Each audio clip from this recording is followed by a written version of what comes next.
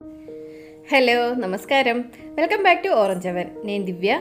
ఈరోజు మనం rainbow cake చేయబోతున్నాము.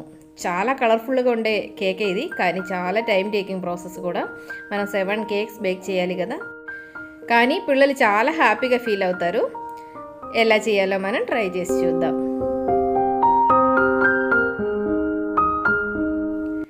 మనం ముందుగా షుగర్ని పౌడర్ చేసుకోవాలి. ఒక కప్పు నిండుగా, అలాగే ఇంకొక పావు కప్పు కూడా షుగర్ని తీసుకొని పౌడర్ చేశాను.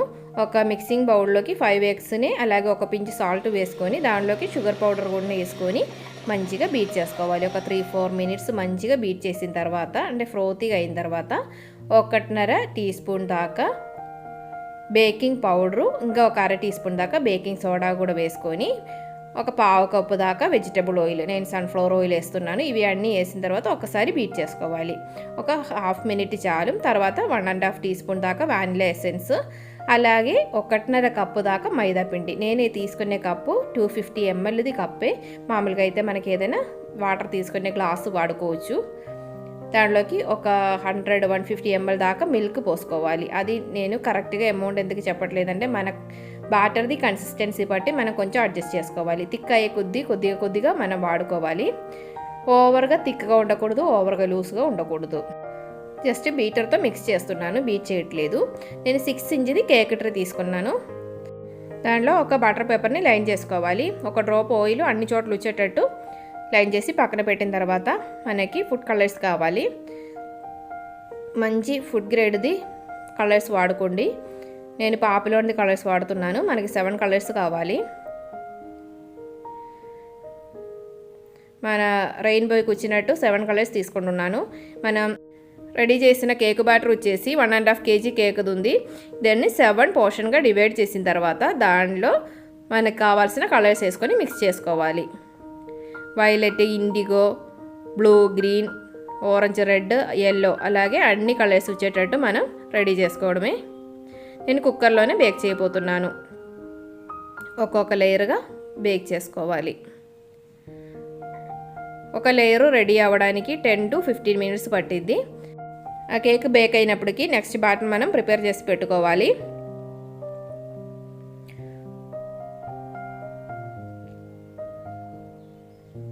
ఇది ఇండిగో కలరే. కొంచెం కలర్ ఎక్కువగానే ఉండేనే మనం బేక్ చేసేటప్పుడు కలర్ కరెక్ట్గా సరిపోతుంది. ఇలాగా 7 లేయర్స్ని బేక్ చేసి తీసుకోవాలి. ఈ సైడ్స్ కొంచెం కలర్ తేడా వస్తుంది కదా, అది తీయడానికి ఇలాగ నేను ఒక టిఫిన్ బాక్స్ పెట్టుకొని కట్ చేస్తున్నాను. జస్ట్ అలా ప్రెస్ చేస్తే సైడ్స్ క్లియర్ అయిపోతుంది. ఈ కలర్ పర్ఫెక్ట్గా బయట కనిపిస్తూ ఉంటుంది. మన సైడ్లో క్రీమ్ రాయట్లేదు, అందుకని అలా కట్ చేస్తున్నాను. క్రీమ్ రాసే వాళ్ళైతే అలా కట్ చేయాల్సిన అవసరం లేదు. అలాగే మన కేక్ అన్నీ ఒకే సైజులో ఉండాలి.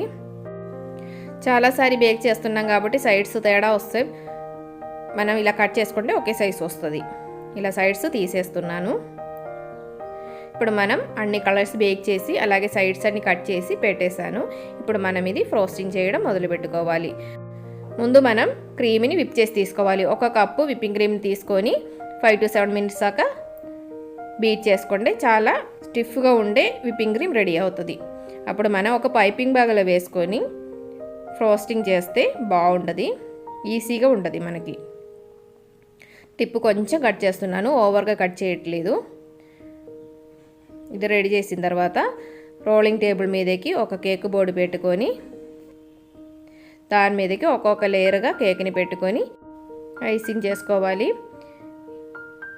షుగర్ సిరప్ని రెడీ చేసి ముందుగానే పెట్టుకోవాలి. 1 కప్పు షుగరు 1.5 కప్పు వాటర్ పోసుకొని మంచిగా బాయిల్ చేసుకోవాలి. దాంట్లో ఒక పించ్ సాల్ట్ కూడా యాడ్ చేసుకోవాలి. కేక్ ఓవర్గా సోక్ చేయకూడదు, లైట్గా తడిపితే చాలు.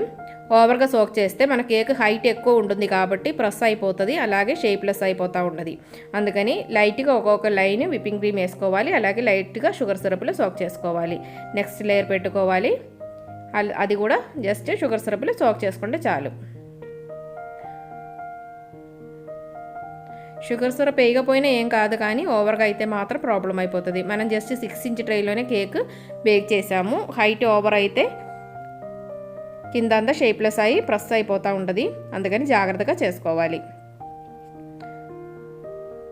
ఇప్పుడు నేను వైలెట్, ఇండిగో, బ్లూ పెట్టేశాను. ఇంకా నెక్స్ట్ 4 లేయర్స్ కూడా పెట్టేసుకోవాలి.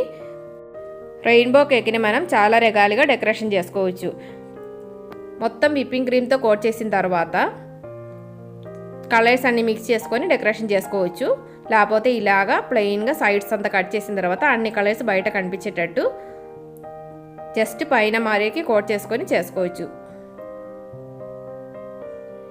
నేనైతే సైడ్స్ క్రీమ్తో ఫిల్ చేయట్లేదు, జస్ట్ కలర్స్ అన్నీ బయట కనిపించేటట్టు ప్లెయిన్గా వదిలేస్తున్నాను. మధ్యలో మధ్యలో విప్పింగ్ క్రీమ్ లేయర్ కనిపిస్తూ ఉంటుంది. పైన విప్పింగ్ క్రీమ్ లేయర్ని ఫినిష్ చేసిన తర్వాత కొంచెం షుగర్ క్రిస్టల్తో డెకరేట్ చేసుకుంటే సింపుల్గా రెయిన్బో కేక్ రెడీ అయిపోతుంది. ఈ షుగర్ బౌల్స్లో కూడా అన్ని కలర్స్ మిక్స్డ్గా ఉంటుంది కాబట్టి చాలా బాగుంటుంది. సైడ్స్ అయితే నేను ప్లెయిన్గా ఇలాగే వదిలేస్తున్నాను. అన్ని కలర్స్ కనిపిస్తూ ఉంటుంది కదా, మామూలుగా మనం మొత్తం ఫినిష్ చేసేసుకుంటే మనకి కట్ చేసిన తర్వాతే కలర్స్ అన్ని కనిపిస్తూ ఉంటుంది. ఇది చాలా బాగుంటుంది అని అనిపించింది. అందరూ హెల్తీగా ఉండండి, హ్యాపీగా ఉండండి. Thanks for watching. Orange continuous. By by.